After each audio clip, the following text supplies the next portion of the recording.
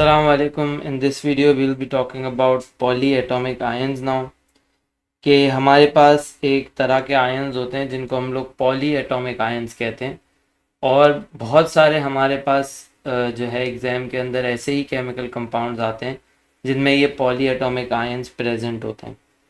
Polyatomic ion क्योंकि ion है तो जब इनसे कोई फॉर्मूला बनेगा, केमिकल कंपाउंड कोई भी हमारे पास हो जिसका केमिकल फॉर्मूला ऐसा हो जिसमें ये पॉलीएटॉमिक आयन्स हो, तो बिल्कुल आयनिक कंपाउंड की तरह ही फॉर्मूला बनेगा। ठीक है ना।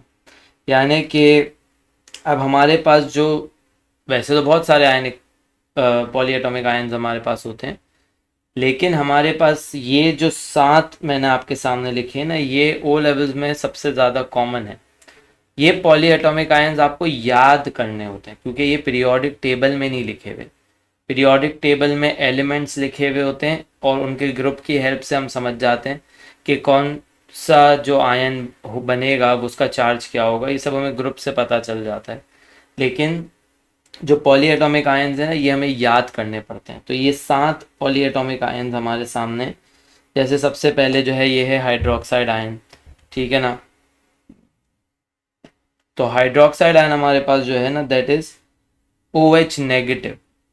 यानी कि अब अगर मैं इससे फॉर्मूला बनाऊंगा जैसे सोडियम हाइड्रोक्साइड, तो फॉर्मूला बना NaOH। ये NaOH कैसे बन गया? Na ग्रुप 1 का है तो प्लस चार्ज है उसका, OH -1 है क्योंकि सोडियम हाइड्रोक्साइड हमारा कंपाउंड है। तो यहाँ जो 1 है वो क्रॉस में इधर OH के पास चला गया, यहाँ जो 1 है वो क्रॉस में Na के पास चला गया। तो ये एक्चुअली बन रहा है Na1 और ये पूरे OH के साथ 1। अब ये बात जहन में रखना ज़रूरी है इधर कि देखो ये पूरे OH के साथ बन जा रहा है, लेकिन क्योंकि हम 1 लिखते नहीं है तो फाइनली जो फॉर्मूला बनेगा दैट विल बी NaOH। अब इसी जगह अगर मैंने कैल्शियम हाइड्रोक्साइड का लेट से फॉर्मूला बनाया होता तो कैल्शियम ग्रुप 2 का है +2 और हाइड्रोक्साइड इज OH -1। ये 2 पूरे OH के साथ नीचे जाएगा और ये 1 जो है ये Ca के पास, तो ये बनेगा Ca1 पूरे OH के साथ ब्रैकेट लगा के 2। तो 1 क्योंकि हम लिखते नहीं है तो कैल्शियम हाइड्रोक्साइड का फॉर्मूला बनेगा Ca ब्रैकेट में OH और फिर 2। अगर मैं ये ब्रैकेट नहीं लगाऊंगा तो ये क्या बन जाएगा? अगर मैंने इस 2 को डायरेक्टली नीचे ले गया बगैर ब्रैकेट बनाए तो ये बन जाएगा CaOH2, जो कि गलत है क्योंकि इस फॉर्मूला का मतलब ये है कि इस फॉर्मूला में एक कैल्शियम है, एक ऑक्सीजन है और 2 हाइड्रोजन है। जबकि अगर आप इस फॉर्मूला को देखो तो इसमें एक कैल्शियम है, O जो है वो 2 के साथ मल्टीप्लाई हो रहा है तो 2 आपके पास O है और H भी 2 से मल्टीप्लाई हो रहा है बाहर, तो H भी आपके पास 2 है। ये बिल्कुल ये मल्टीप्लाई होता है, ब्रैकेट के बाहर जो भी नंबर लिखा है उससे अंदर के नंबर ऑफ एटम्स मल्टीप्लाई होते हैं। तो जो फॉर्मूला बनेगा वो बनेगा Ca ब्रैकेट में OH2। तो इससे आपको पता चल रहा है कि इस फॉर्मूला में आपके पास एक कैल्शियम, 2 ऑक्सीजन और 2 हाइड्रोजन है, जबकि इस फॉर्मूला में आपके पास एक कैल्शियम, एक ऑक्सीजन और 2 हाइड्रोजन है। तो फॉर्मूला ही अलग हो रहा है ना, फॉर्मूला ही आपके पास गलत हो रहा है। तो CaOH2 एंड Ca ब्रैकेट में OH2, these are 2 different things. और जो Ca ब्रैकेट में OH2 है ना, this is the right formula. ठीक है ना। तो ये बहुत ध्यान रखना है इन पॉलीएटॉमिक आयंस के साथ फॉर्मूला बनाते हुए कि जहां ब्रैकेट की ज़रूरत होगी वहां ब्रैकेट लगेगा, जहां 1 के अलावा कोई और नंबर पॉलीएटॉमिक आयन के पास नीचे आ रहा है तो ब्रैकेट डेफिनेटली लगेगा। जैसे हमारे पास ये दूसरा है नाइट्रेट आयन NO3। अब कैल्शियम नाइट्रेट का फॉर्मूला हमने बनाया है तो कैल्शियम +2 नाइट्रेट NO3 -1, तो ये 1 नीचे गया इधर, ये 2 आ गया इधर, तो ये हो गया Ca1NO3 ब्रैकेट के बाहर 2। ठीक है ना, क्योंकि 1 हम लिखते नहीं तो फॉर्मूला हो गया Ca ब्रैकेट NO3 2। तो ये कैल्शियम नाइट्रेट का फॉर्मूला है, जिसका मतलब ये कि इसमें एक कैल्शियम का एटम है, 2 इसमें नाइट्रोजन के एटम है और यहाँ ऑक्सीजन के अंदर 3 थे तो 3 2 6, तो 6 इसमें ऑक्सीजन के एटम है। तो कैल्शियम नाइट्रेट में एक कैल्शियम का एटम, 2 नाइट्रोजन के एटम और 6 जो है वो ऑक्सीजन के एटम। तो ये फॉर्मूला हो गया कैल्शियम नाइट्रेट का। तो इसी तरह ये सारे पॉली एटॉमिक आयन्स हमारे पास हैं जो हमें याद रखने। देखो पीरियोडिक टेबल में O मिलेगा, पीरियोडिक टेबल में H मिलेगा, लेकिन पीरियोडिक टेबल में OH जैसा कुछ नहीं मिलेगा। तो इसीलिए मैं कह रहा हूँ बार बार कि पीरियोडिक टेबल से सिर्फ एलिमेंट्स का पता चलता है। पॉली एटॉमिक आयन्स जो ये आपके सामने लिखे हुए हैं इनको आपको याद करना पड़ेगा। तो हाइड्रोक्साइड आयन हो गया OH negative, nitrate ion NO3 negative, sulphate ion SO4 2 negative, sulphite ion SO3 2 negative, carbonate ion CO3 2 negative, phosphate ion PO4 3 negative. अब अक्सर स्टूडेंट्स जो है ना इन नंबर्स के साथ जो है ना कंफ्यूज कर देते हैं। तो भाई ये नंबर्स जो है ना सही से याद रखने हैं, हर चीज़ सही से याद रखनी है। और शुरू में जब केमिकल फॉर्मूला बनाने की प्रैक्टिस करो ना तो लिख लिख कर करना, ये डायरेक्ट क्रॉस नहीं कर देना। जैसे मैंने आपके सामने भी बना के दिखाया ना, जैसे अब ये फॉस्फेट का बना हुआ है मैग्नीशियम फॉस्फेट, ठीक है, तो लिख के बनाओ। आपने नाम पढ़ लिया मैग्नीशियम फॉस्फेट, फॉर्मूला बनाना है, आपने बोला यार मैग्नीशियम ग्रुप 2 का एलिमेंट है, ये हो गया +2, और फॉस्फेट जो है ये होता है PO4 -3। आप 2 पॉजिटिव लिखो या +2 लिखो, -3 लिखो या 3 माइनस लिखो, सब एक्सेप्टेबल होता है, कोई प्रॉब्लम नहीं है।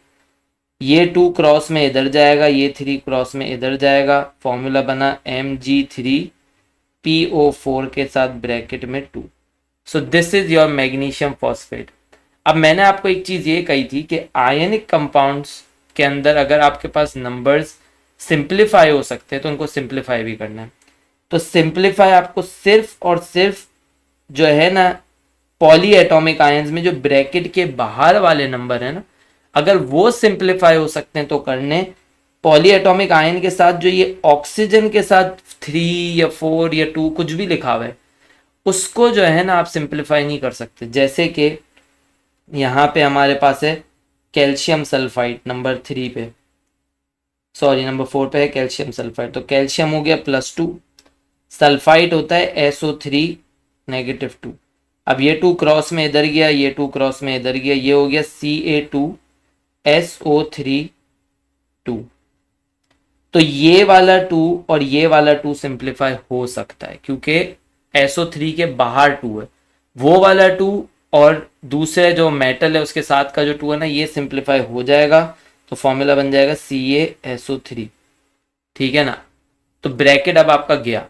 ब्रैकेट सिर्फ तब लगाना है जब 1 के अलावा कोई नंबर है, 2 3 4 जो भी। अब जैसे आप ये देखो सोडियम सल्फेट, सोडियम सल्फेट हमारे पास जो यहाँ पे फॉर्मूला बना है दैट इज Na2SO4। अब अगर मैं सोडियम सल्फेट का फॉर्मूला बनाऊं तो Na+1 सल्फेट इज SO4 -2, ये 2 क्रॉस में इधर, ये 1 इधर, ये बन गया Na2SO4 ब्रैकेट के बाहर 1। तो यहाँ ये वाला 1 और ये वाला 2 सिंप्लीफाई नहीं हो सकते। तो मेरा फॉर्मूला जो इवेंचुअली बनेगा क्या बनेगा Na2SO4। ये वाला 4 और ये वाला 2 आप सिंप्लीफाई नहीं कर सकते। ब्रैकेट के बाहर अगर 2 होता ना तो मैं Na के 2 के साथ उसको सिंप्लीफाई कर देता, लेकिन SO4 का जो ये 4 है ये और 2 ये सिंप्लीफाई नहीं हो सकते। सोडियम सल्फेट का फॉर्मूला Na2SO4 ही होता है। मैं अगर सिंप्लीफाई कर दूंगा तो फॉर्मूला मेरा बन जाएगा NaSO2 जो कि गलत है, ऐसा कुछ भी एग्जिस्ट नहीं करता दुनिया में, सही है। तो ये बातें बहुत क्लियरली जहन में रखनी है क्योंकि ये सबसे कॉमन मिस्टेक्स हैं जो मैं आपको बता रहा हूँ जो स्टूडेंट एग्जाम के अंदर करके आता है, ठीक है। अब यहाँ 7 में से मैंने आपके जो शुरू के 6 पॉली एटॉमिक आयंस लिखे ना इन सब का चार्ज नेगेटिव है। OH का -1, नाइट्रेट का -1, सल्फेट का -2, सल्फाइड का -2, कार्बोनेट का भी -2, फॉस्फेट का -3। हमारे पास सिर्फ एक पॉली एटॉमिक आयन ऐसा है हमारे सिलेबस में जिसका चार्ज पॉजिटिव होता है, जो कि एक पॉली एटॉमिक आयन है और पॉजिटिवली चार्ज है। तो ये वो हमारे पास है ammonium ion, a very common ion which is positively charge, और ये होता है NH4 पॉजिटिव। और साथ में ये बात भी जहन में रखनी है कि मैंने इसको जब लिखा है ना OH-, तो ये सिर्फ H के साथ माइनस नहीं है, ये पूरे OH के साथ माइनस है। मैंने लिखा हुआ है अगर CO3 2 नेगेटिव तो ये सिर्फ O के साथ -2 नहीं है, ये पूरे CO3 के साथ -2 है। ठीक है ना, तो ये भी जहन में रखना है। और NH4 पॉजिटिव भी बिल्कुल ऐसा ही है कि NH4 है जिसके पूरे के साथ पॉजिटिव है, तो अमोनियम आयन हमारा ये कहलाता है। और क्योंकि ये पॉजिटिव आयन है तो फॉर्मूला लिखते हुए इसको हम पहले लिखते हैं, तो NH4 पहले आ रहा है। अमोनियम क्लोराइड है, Cl नेगेटिव आयन है, बाद में आएगा। जब भी आप एक आयनिक कंपाउंड का फॉर्मूला बनाते हो तो मेटल्स को हमेशा पहले लिखते हो फॉर्मूला में और नेमिंग में भी, और जो नॉन मेटल होता है उसको बाद में लिखते हो। तो आप ये जितने भी पॉली एटॉमिक आयन्स हैं, ये सब जो एन आयन है, ठीक है, इन सब को आप देखो हमने फॉर्मूला बनाते हुए एंड में लिखा है, किसी को भी पहले नहीं लिखा, सिर्फ अमोनियम आयन को पहले लिखा है क्योंकि वो एक पॉजिटिव आयन है। सही है। अब ये भी मैं एक एक्सरसाइज अपने स्टूडेंट से करवाता हूँ कि उनको मैं कुछ नाम देता हूँ जिनमें पॉली एटॉमिक आयन्स होते हैं और उनका फिर मैं उनसे फॉर्मूला बनवाता हूँ। तो सोडियम फॉस्फेट का Na3PO4, मैग्नीशियम हाइड्रोक्साइड का MgOH2, कैल्शियम कार्बोनेट का CaCO3, potassium nitrate KNO3, aluminium sulphate Al2SO43, ammonium sulphate NH42SO4। Ammonium भी क्योंकि पॉली एटॉमिक आयन है तो अगर इसके साथ भी ब्रैकेट लगकर नंबर बाहर आना है तो आप लिखोगे, लेकिन वही वाली बात है कि इस 2 को इस 4 से सिंप्लीफाई नहीं कर सकते। हाँ, यहाँ पे ब्रैकेट के बाहर अगर 4 होता तो मैं उसको सिंप्लीफाई कर देता, लेकिन क्योंकि ऐसा कुछ नहीं है तो मैं इनको सिंप्लीफाई नहीं कर सकता। पॉली एटॉमिक आयन्स के साथ जो भी नंबर लिखे उनमें से कोई भी नंबर सिंप्लीफाई नहीं हो सकता। अमोनियम नाइट्रेट NH4NO3, तो ये हमारे पास कुछ कॉमन पॉली एटॉमिक आयन्स हैं जो मैंने यहाँ पे लिखे हुए हैं, मैं अपने स्टूडेंट से लिखवाता हूँ। अब यहाँ पे हमारे पास फर्दर इस वीडियो में ही हम ये वाली बात भी करेंगे कि किस तरह एक केमिकल रिएक्शन की इक्वेशन को लिखा जाता है, लेकिन इसके अंदर जो अभी सिंपल वर्जन है ना, हम सिर्फ उसकी बात करेंगे। जो उसका थोड़ा सा कॉम्प्लिकेटेड वर्जन है उसके बारे में सच बात नहीं करेंगे। कॉम्प्लिकेटेड वर्जन से मेरा क्या मतलब है, देखो ज़्यादातर हम ये देखते हैं कि एग्ज़ाम के अंदर ऐसा होता है कि अगर एग्जामिनर को कोई आपसे इक्वेशन बनवानी होती है ना, तो वो आपको रिएक्टेंट्स और प्रोडक्ट्स दोनों खुद ही बता देता है, नाम बताता है, फॉर्मूला नहीं बताता। फॉर्मूला आपको पता होना चाहिए। आप फॉर्मूला सही बनाओगे तो इक्वेशन भी सही से बना लोगे, सही से बैलेंस भी कर लोगे। अगर आप फॉर्मूला ही गलत बनाओगे तो इक्वेशन ही गलत बनेगी, बैलेंसिंग भी गलत होगी, पूरे मार्क्स वहाँ पे चले जाएंगे। तो ज़्यादातर केस में तो यही होता है कि आपको एग्जामिनर रिएक्टेंट्स प्रोडक्ट सब बता देता है, आपको सिर्फ इक्वेशन बना के बैलेंस करनी होती है। कॉम्प्लिकेटेड सिनेरियो ये होता है कि कुछ हमारे पास ओ लेवल में ऐसे केमिकल रिएक्शंस हैं जिनके जो कॉमन है, जिनके बारे में हमें पता होना चाहिए कि अगर हम ये रिएक्टेंट्स यूज़ कर रहे हैं तो हमें ये प्रोडक्ट्स मिलेंगे। तो कॉम्प्लिकेटेड जो थोड़ी इक्वेशंस होती हैं उनमें ये फिर होता है कि एग्जामिनर आपको रिएक्टेंट्स तो बता देता है लेकिन आपको प्रोडक्ट्स नहीं बताता और आपको बोलता है इक्वेशन बनाओ। तो क्योंकि वो थोड़े कॉमन रिएक्शंस होते हैं तो आपको पता होने चाहिए कि इनके प्रोडक्ट्स क्या बनेंगे, तो आपको खुद रिएक्टेंट से प्रोडक्ट्स फिर बनाने पड़ते हैं। आपको प्रोडक्ट्स नहीं पता होते, आपको बस एग्जामिनर बोल देता है कि भाई ये रिएक्शन हो रहा है, अब आप इसकी इक्वेशन लिखो। तो अगर आपको प्रोडक्ट्स नहीं पता तो प्रोडक्ट्स आपको पता होने चाहिए कि अगर ये मेरे रिएक्टेंट्स है तो प्रोडक्ट्स मेरे ये होने चाहिए। ये हम थोड़ा सा और आगे की वीडियोस में देखेंगे। In this video we will be talking about a basic thing regarding making equation, कि अगर आपको रिएक्टेंट भी पता है, अगर आपको प्रोडक्ट भी पता है तो इक्वेशन कैसे बनेगी। तो it's a very simple thing. जैसे यहाँ नाम लिखा हुआ है, sodium hydroxide reacts with hydrochloric acid. Reacts with मतलब कि ये दोनों के बीच में रिएक्शन हो रहा है।